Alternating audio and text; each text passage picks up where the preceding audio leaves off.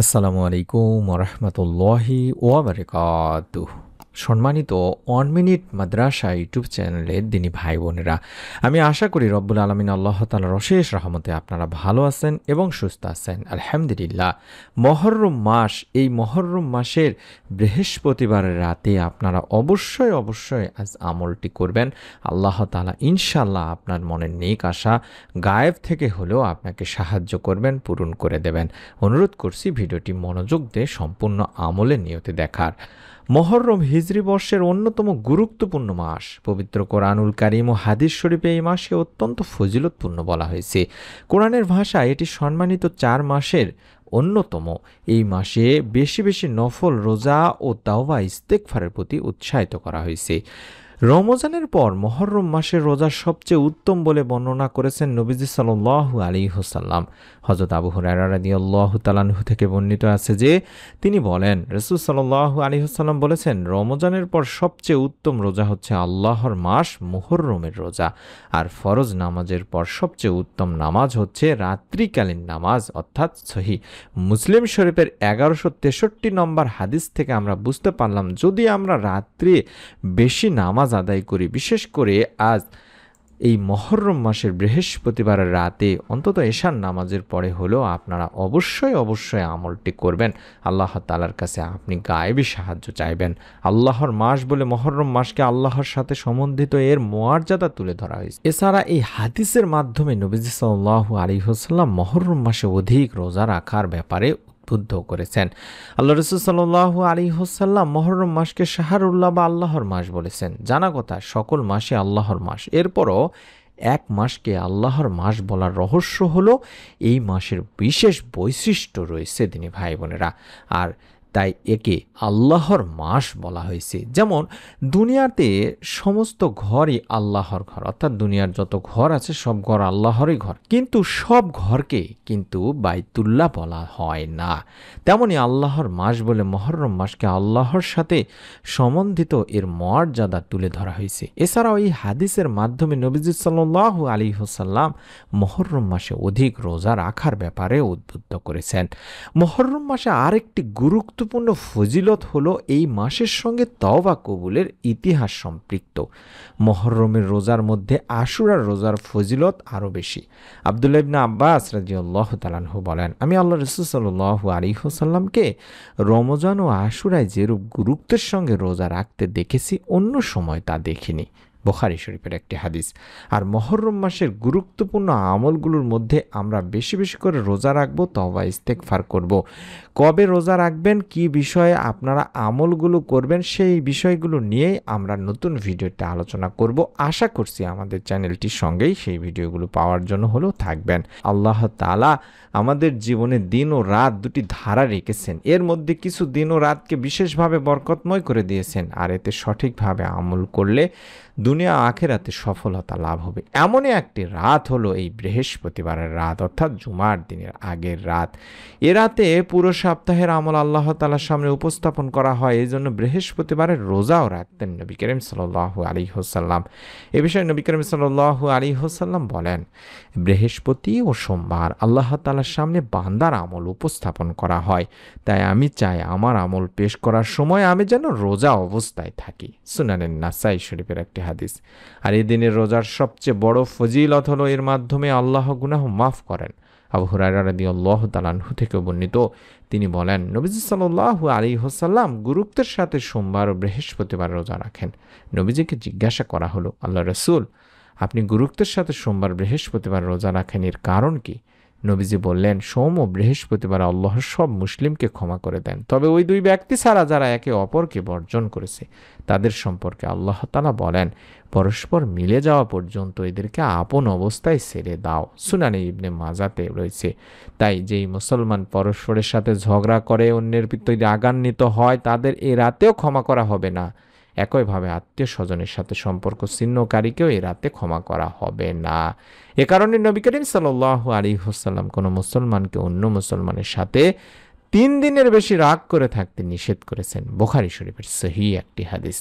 আপনাদের কাছে অনুরোধ করব, অনেকে অনেক দোয়া করেন, আমল করেন, কিন্তু দোয়া কবুল হয় না, আমল আল্লাহ তাআলার কাছে পৌঁছায় না। যদি আপনার আত্মীয়তার সম্পর্ক ছিন্ন থাকে, রাগারাগি থাকেন, তাহলে আপনার দোয়া আল্লাহ তাআলার কাছে পৌঁছাবে না দিনী ভাই বোনেরা, এবং আপনার দোয়া কবুলও হবে না।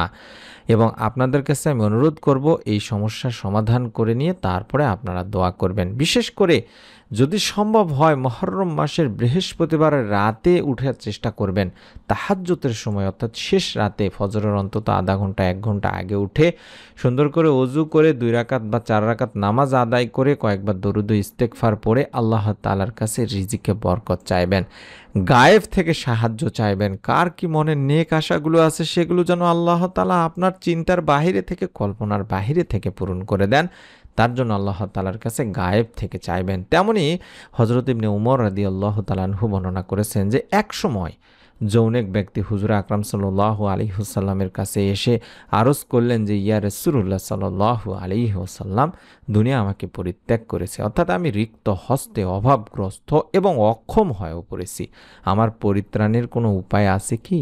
তার উত্তরে হুজুর পাক সাল্লাল্লাহু আলাইহি ওয়াসাল্লাম বললেন, তুমি কোথায় আছো, ইহলোকে না পরলোকে? সালাতে মালাইকা বা ফেরেশতাগণের দোয়া এবং তাসবিহে খালায়েক যার বদৌলতে ফেরেশতাগণকে রিজিক প্রদান করা হয় তা তোমার কাছ থেকে কোথায় গেল? যে দোয়া ও প্রার্থনার বরকতে ফেরেশতা কুল এবং মানব জাতি শস্য জীবিকা প্রাপ্ত হয় থাকে, তা কি তুমি জানো না? সে ব্যক্তি আরজ করিল, সেই দোয়া কি? হুজুর সাল্লাল্লাহু আলাইহি সাল্লাম বললেন তখন এই দোয়াটির কথা, অর্থাৎ যে দোয়াটি দেখাচ্ছি। যদি সম্ভব হয় 11 বার দরুদ পাঠ করে এই দোয়াটি অন্তত 100 বার পড়বেন। যে কোনো দরুদ আগে 11 বার পড়ে নিয়ে তারপরে এই দোয়াটি পড়বেন। সুবহানাল্লাহি ওয়া বিহামদিহি, সুবহানাল্লাহিল আযীম ওয়া বিহামদিহি, আস্তাগফিরুল্লাহ।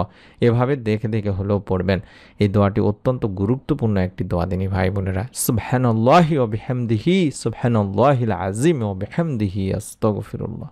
আল্লাহ তাআলার পবিত্রতা বর্ণনা করছি এবং তার প্রশংসা গীতির সাথে তাকে স্মরণ করছি। মহান আল্লাহ তাআলার পবিত্রতা বর্ণনা করছি এবং তার প্রশংসা বর্ণনার সাথে আল্লাহ তাআলারই নিকট ক্ষমা প্রার্থনা করছি।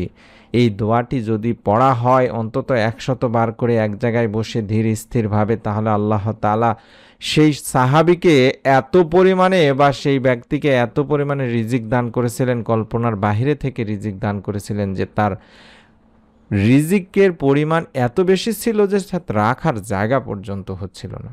সুবহানাল্লাহ, সুবহানাল্লাহ। অর্থাৎ এতটাই গুরুত্বপূর্ণ এই দোয়াটি। আমি আপনাদের কাছে অনুরোধ করব যে এতগুলো আমল আমি আপনাদেরকে শিখিয়ে দিয়েছি, তার মধ্যে এটি আমি নিজেও এই আমলটি করেছি। আল্লাহ তাআলার কাছে শুকরিয়া জ্ঞাপন করছি, এই দোয়া নিয়মিত করার দ্বারা সংসারে কোনো অভাব অনটন থাকতে পারে না ইনশাআল্লাহ। এটা একটা মহামূল্যবান বহু পরীক্ষিত দোয়া ও আমল, যার সমূহ কল্যাণ ও বরকত যুগ যুগ ধরে আল্লাহ পাকের অসংখ্য অগণিত বান্দাগণ লাভ করে আসতেছেন। তাই আপনাদের কাছে একটা অনুরোধ থাকবে, আপনারা অবশ্যই নিয়ত করে যদি আমল করেন, আল্লাহ তাআলা আপনার মনের যদি নেক আশাগুলো হয় থাকে অবশ্যই পূরণ করে দেবেন, রিজিকে বরকত দান করবেন। অসংখ্য দিনী ভাই বোনেরা আছেন লক্ষ লক্ষ টাকা কামাই করেন, কিন্তু তারপরে রিজিকে বরকত না থাকার কারণে সংসারে অভাব অনটন দূরই হয় না। তাই রিজিকে বরকত চাইবেন, যতটুকু আয় রোজগারই হোক না কেন সেখান থেকে যেন আল্লাহ তাআলা আপনাকে রিজিকে বরকত দিয়ে বৃদ্ধি করে দেন, তার জন্য এই দোয়ার আমলগুলো অবশ্যই সকলেরই করা জরুরি বলে আমি মনে করি। তাই অনুরোধ করছি নিয়ত করে আমলটি করুন এবং অবশ্যই আল্লাহ তাআলার উপর ভরসা করুন। আল্লাহ তাআলা চাইলে এক মুহূর্তে আপনার চিন্তার বাইরে থেকে আপনার কোনো জব বা চাকরি হয়ে যেতে পারে, ব্যবসায় সুফল আসতে পারে, আল্লাহ তাআলা পরিবারের রিজিকে বরকত ঢেলে দিতে পারেন। আবার বিপরীতটিও হতে পারে যে আপনি মনে করছেন আমার তো কোটি কোটি টাকা, আমার কি দরকার আমল করার। আল্লাহ তাআলা চাহে তো এমন কোনো অসুখ বিসুখ বা এমন কোনো বিপদে ফেলতে পারেন, এক নিমিষের মধ্যে আপনি সমস্ত কিছু হারিয়ে দিশেহারা হয়ে যাবেন। তাই অনুরোধ করছি অবশ্যই নিয়ত করে আমলটি করুন। যাদের সন্তান প্রয়োজন, নেক সন্তানের জন্য দোয়া চান, আমল করেন, বিভিন্ন মানুষের কাছে যান। হাজার হাজার দিনী মা বোনকে আল্লাহ তাআলা এই আমলগুলো করে নেক সন্তান লাভের সুসংবাদ দিয়েছেন। কোরআন ও হাদিস থেকে আমরা আমলগুলো তুলে ধরেছি। আশা করছি প্রতিদিনের আমল এই চ্যানেলের ভিডিওগুলো দেখলে উপকৃত হবেন ইনশাআল্লাহ। আমি অনুরোধ করব মুহররম মাসের রোজা, মুহররম মাসের বিস্তারিত আমল নিয়ে আমরা নতুন ভিডিওতে আলোচনা করব। সেই ভিডিওটি পাওয়ার জন্য হলেও যারা চ্যানেলটি সাবস্ক্রাইব করেননি অবশ্যই চ্যানেলটি সাবস্ক্রাইব করুন, বেল বাটনটি অন করে রাখুন। আমরা মন থেকে দোয়া করি আমাদের সাবস্ক্রাইবারদের জন্য, আল্লাহ তাআলা যেন সকলকে এই ছোট্ট আমলের উসিলায় যার যার মনের নেক আশাগুলো গায়েব থেকে হলেও পূরণ করে দেন। আমিন। আসসালামু আলাইকুম ওয়া রাহমাতুল্লাহি ওয়া বারাকাতুহু।